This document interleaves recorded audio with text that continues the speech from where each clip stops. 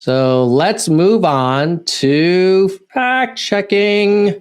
Okay, last night was a big freaking night for the Republican convention. A lot of stuff was said. We're here to hold people accountable for telling the truth. I don't think most people listening to that speech will do the fact checking or will care. But if you're on the Nerds for Humanity channel, you care about facts. So let's see. I should say that not all of what Trump said was untrue. So there was some truth to what he was talking about. So we'll go through that.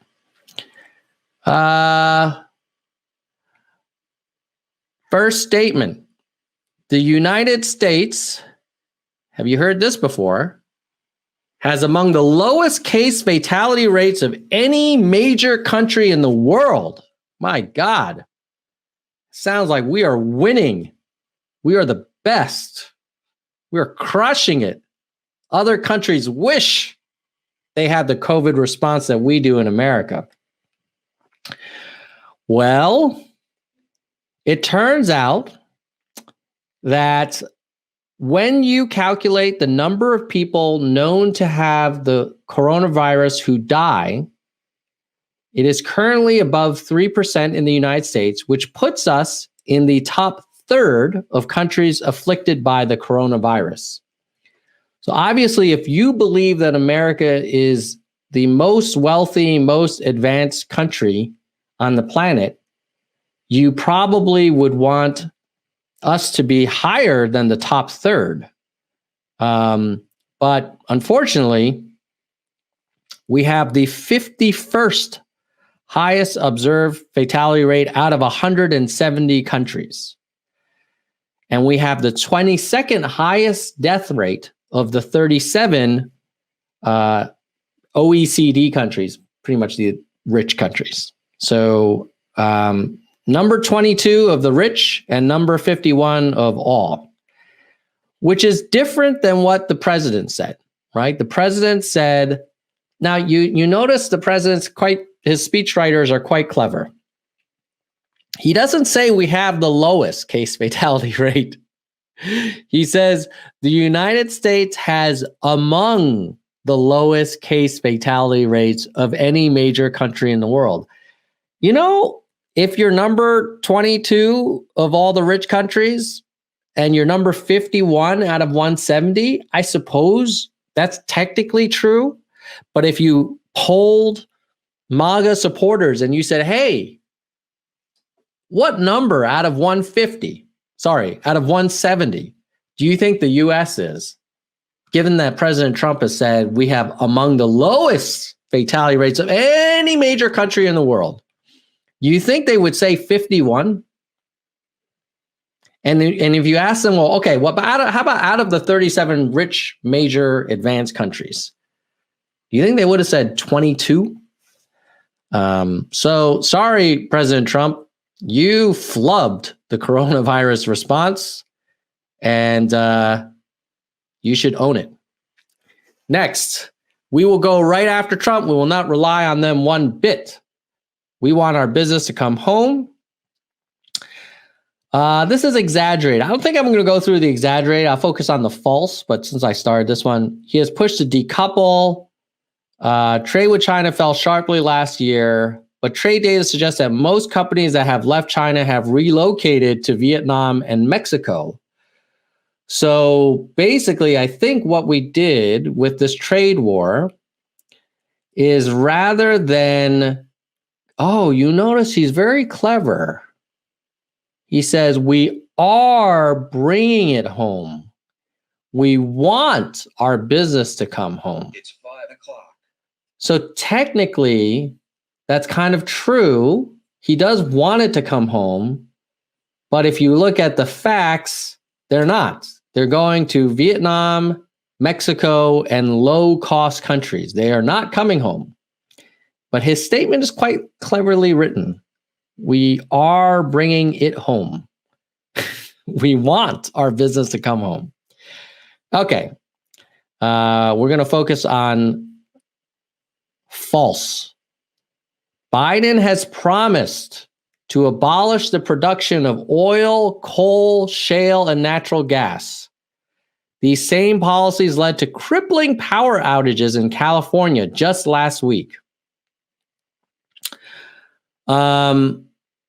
As temperatures rose in California, managers of the electric grid called on utilities to cut power, but the energy experts also said the utilities had plenty of power available.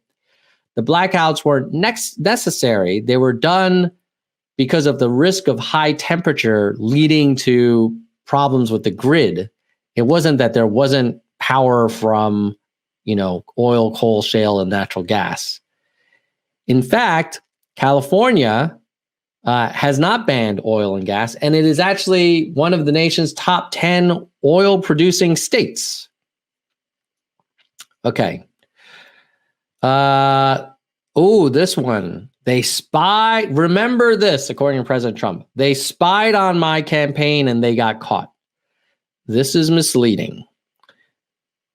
In July, the FBI opened a counterintelligence investigation into Russia's covert operation, which from this stream was a real thing as confirmed by the Senate Republican-chaired Intelligence Committee, that Russia did try to tilt the election in favor of Trump. So it's not crazy that the FBI would want to find out, what the hell are they doing? And is there any coordination? So the FBI used several confidential informants to approach Trump associates to see what they would say about Russia's hacking. It wiretapped Carter Page, an advisor with ties to Russian intelligence. Page had left the campaign by the time a court approved the warrant, but the wiretap orders permit the FBI to look at older emails. The purpose was to understand the scope and nature of an effort by a foreign adversary to manipulate an election. Calling it spying on his campaign connotes trying to gain an electoral advantage, but there is no evidence that any information gathered by the inquiry was provided to the Clinton campaign or leaked to affect the vote. So, if you guys are watching this stream and you caught the early part, we just went through 5 volumes of the Senate Intelligence Committee basically saying point blank that the Russians were involved at trying to divide us as a country, probe our voting systems, undermine Rubio, Cruz, Bush, and Clinton, and help Trump, that the Trump campaign coordinated with WikiLeaks on the release of the Hillary Clinton emails, met with known Russian operatives trying to get more intelligence.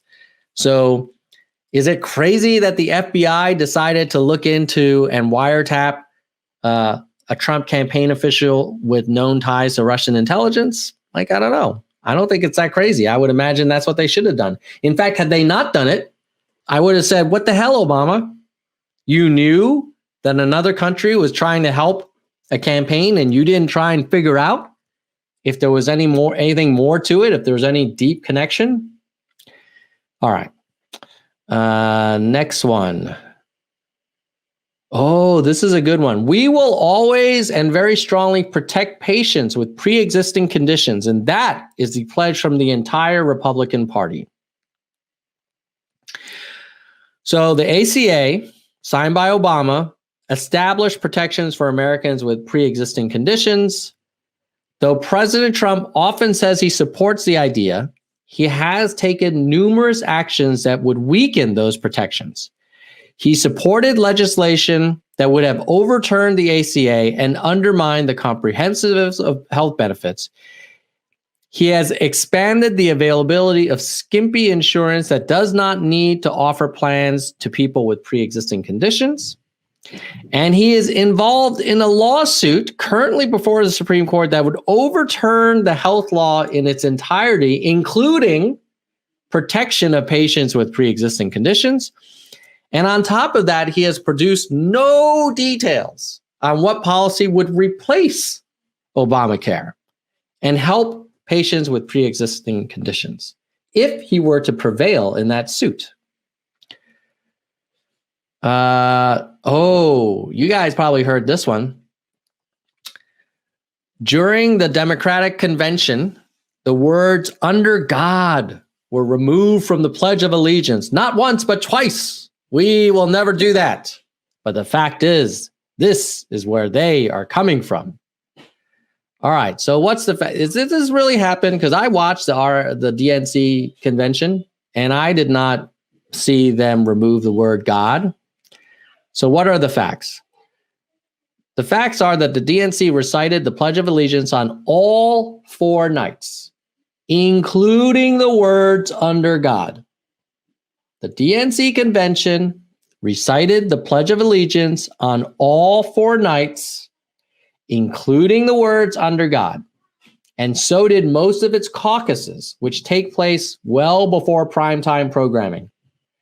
Several smaller meetings, 2 meetings of the LGBTQ caucus and 1 of the Muslim Assembly recited the pledge, omitting the words "under God." So these are like little kind of small ball meetings in the afternoon. Nobody's watching it. They're just talking amongst themselves. They chose to separate church from state, which frankly is a pretty American thing.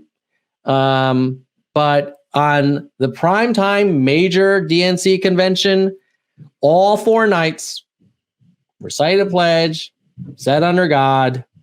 So that's that.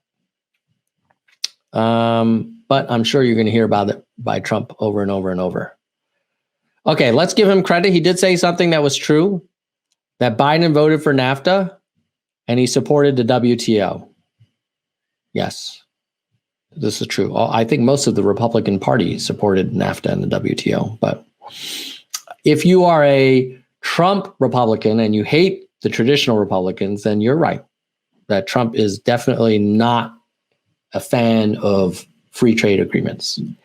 And I got to give him credit. I think it's fair because the American workers don't have any way to benefit from those things. And they end up getting undercut. Let's see. The travel ban. All right. When I took bold action to issue a travel ban on China, very early indeed, Joe Biden called it hysterical and xenophobic. I've heard that a bunch of times in the RNC convention. So what are the facts? The facts are that Mr. Biden did not say those words about Mr. Trump's partial travel ban on China. Mr. Trump announced the ban on Jan 31. Mr. Biden wrote the next day that Mr. Trump has a record of hysteria, xenophobia, and fear-mongering, but he did not say that specifically about the travel ban. Mr. Biden's aides later said he supported travel bans based on science, and Mr. Trump did not announce the partial travel ban very early relative to other nations. In fact, the United States was in the 3rd wave of nations that enacted some form of travel ban on China in January. Biden has promised to abolish the production of American oil, coal, shale, and natural gas. Mr. Biden has made no such promise, nor do his policy proposals ban production of those energy sources. This is false. However, Mr. Biden's climate change plan would end new leases for hydraulic fracturing or fracking for oil and gas on federal lands, but they would not ban existing fracking on public lands. Frankly, in my opinion, he should do more to reduce it, but he isn't. So if you love this notion of American fossil fuel production, Biden's not really doing as much as he could to curtail it. He's just saying no new leases for fracking. We have built 300 miles of border wall, and we are adding 10 new miles every single week. The wall will soon be complete, and it is working beyond our wildest expectations. So what's the facts? The facts are that the Trump administration has built 300 miles of new wall. All of it is in areas where dilapidated barriers existed or vehicle barriers once stood. They are on track to barely meet Trump's mandate of 450 miles by the end of the year. Much of it will not be in the Rio Grande Valley, an area historically prone to illegal crossings, where private landowners have fought in court against the project. The border wall is also not working as Mr. Trump promised. Migrants have used power tools to cut through and ladders to climb over it. I could also argue, and I don't know if the numbers bear this out, but it may be working beyond our wildest expectations because people are not eager to come into the United States right now, given that we have a global pandemic going on. All right, let's see. Over the past 3 months, hold on. The kids are freaking making a lot of noise. Whatever, it's Friday. I'm sorry. If you guys hear background screaming from the kids, they're going to do what they're going to do.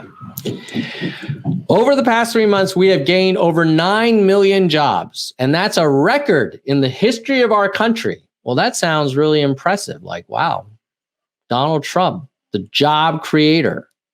So what's the facts? The facts are, it is true that the United States economy did gain more than 9 million jobs between April and June, but it has lost more than 20 million between February and April. The bounce back was rapid in part because many people had only been temporarily laid off as states shut down to control the spread, and they were quickly rehired. So they're not new jobs, they're temporarily laid off people. And the 9 million is still 11 million short of it coming back to where we were in February. So we lost 20 million, gained 9. That is still a net loss. But if you read the speech sounds awesome. Over the past 3 months, we have gained 9 million jobs. It almost sounds like we have 9 million that we didn't have before. But it's actually 9 million people that were temporarily laid off who were brought back. There's not any actual creation of jobs. So that's that story. Let's see. Oh, well, let's give him credit. He said that Biden opposed killing Soleimani, and that is true. And that Biden basically doubted, he thought it could lead to a military escalation. Okay, next. That's the NAFTA stuff. Oh, this one's interesting. We also passed, Ryan, leave the room, please. I'm in the middle of a live stream. I thought you said it was 5. Yeah, I'm not done yet, bro. Oh, just saying Ryan's pistol can shoot 5 bullets. Okay, thank you. All right, we're going to wrap up soon. I got to do a Nerf gun battle with my sons in a minute. Okay. We also passed the VA accountability, VA choice. We heard a lot about VA choice at the RNC. We are taking care of our veterans. 91% approval rating this month. The VA has been given by veterans. First time anything like that has happened. Well, that sounds pretty impressive. The Veterans Choice Program was created, when? In 2014, under that president with the funny name. However, in 2018, Trump signed a law that overhauled and consolidated choice into a single program. It is unclear what poll Mr. Trump is referring to, but 57% of veterans approved of Mr. Trump's handling of his duties, and 92% of Republican veterans approved. 92% of Republican veterans approve of Trump. And that has been twisted into, look how they're clever, how they do the punctuation. So he says, we passed the VA choice. We're taking great care of our veterans. And then they have a period. And then they say 91% approval rating this month. The VA given by our veterans, which is technically true. It's technically true. 92% of Republican veterans do approve.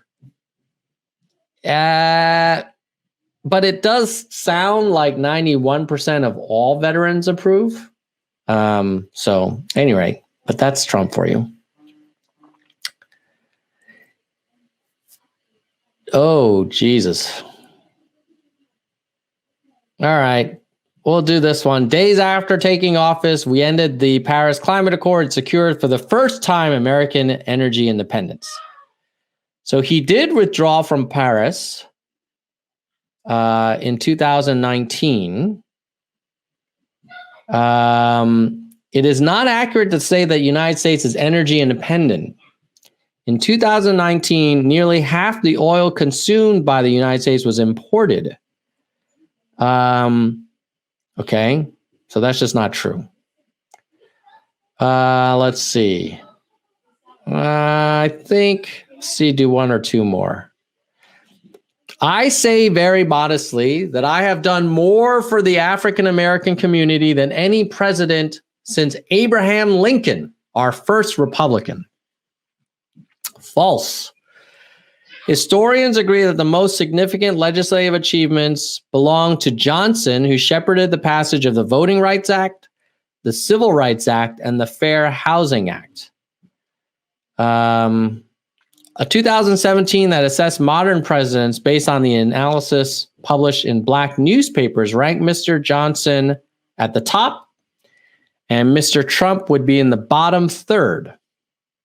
Okay, so if you are an African American and you saw the president make the statement that he has done more for the African American community than any president since Lincoln, that's kind of BS. Unless you feel that Trump has done more than the Voting Rights Act, Civil Rights Act, and Fair Housing Act, which seem pretty kind of like big deals. I'm not sure what Trump would say he has done. Maybe more fracking. Okay. Let's see if there's any more fact checking, and then I got to do the Nerf war. Oh, we got to talk about this one. Our NATO partners were far behind in their payments, but at my strong urging, they agreed to pay $130 billion more a year, the first time in over 20 years. They upped their payments, and this $130 billion will ultimately go to $400 billion. Applause, applause, applause. Okay, so here's the deal. For all you guys who've heard Trump talk about NATO, NATO does not send a bill to Germany, France, Italy. There is no NATO receipt, no invoice that you get. All NATO does is tell each country they should try and spend 2% of their GDP on their own defense. And many of them choose not to. And so this notion of, oh, the US isn't getting paid, we would never get paid. It's the French spending on their own military, the Germans spending on their own military, the Italians on their own military, the Spanish on their own military. So are we supposed to fault these Europeans for deciding not to spend trillions of dollars on military spending? I don't know. Like, they should spend whatever they want. And you know what? We as Americans, we don't have to spend hundreds and hundreds and hundreds of billions of dollars on military if we don't want to. That's our choice. We can spend as much as we want, and other countries can spend as much as they want. But just as a reminder, every year, your tax dollars basically go to, let's see. Wow. Is that true? No. Do we spend that much? Yeah. Wow. So it turns out that we as a country spend $732 billion a year on defense. Now, I don't know. Can you blame Germany and France saying, like, look, bro, I don't want to spend $732 billion? I don't know. But at any rate, anytime you hear Trump talking about NATO payments, those are not payments to America. Those are just spending by the Germans on their own freaking military. All right. Freaking Trump. All right, let's see. What is that? No. I think we might be good. Oh, yeah. You've probably heard about Trump apparently reducing the cost of prescription drugs. Like, hey, the pharma CEOs, they really didn't like me. I fought for you. So what's the fact? He did sign 4 executive orders related to drug prices last month, but none of these policies would have any major impact on drug prices for most people who take prescription drugs. All of them will require additional regulatory or state actions, which could take months or years before they will have any effect at all. Even more, the content of one of the orders signed during the ceremony has been not made public, has been concealed. We don't even know what the hell he signed. So if he tells you like he's lowered your drug prices, no. He signed a bunch of things that are not going to affect drug prices, and one of them he won't even tell you what's inside of it. All right. I think the kids are going crazy, so I'm going to have to stop. I'm going to have to stop there. It's been an hour and 20 minutes. Hey, listen, if you like this content and if you found the fact checking or the Senate intelligence report useful, can you do me a solid? Can you do a nerd a favor? Can you like this and share it? And if you're not subscribed, make sure you subscribe. Follow me on Twitter at Nerds for Yang. Oh, Elizabeth Norris gave me a super chat. Woohoo! I don't have my big Swiss bell. This is a little Swiss bell. But thank you, Elizabeth Norris. Really appreciate it. This will go towards all of the money I get, by the way, from super chats and members. None of it goes into my pocket. It all goes back into the channel, either for equipment, software, or recently, if you listen to Yang Speaks, we ran our first Nerds for Humanity ad on the Yang Speaks podcast. Why are we doing that? So that we can get a bigger audience and then I can land bigger guests. Some of the people that will be, let me just give you a little quick heads up on some upcoming shows, because tomorrow I have a live stream. I think I have, this weekend I have a couple. So let me just give you a little preview before I go, because the kids are quiet now, which generally is a bad thing because I don't know what the hell they're doing, but at least they're being quiet. Okay, so upcoming live streams. Here we go. We have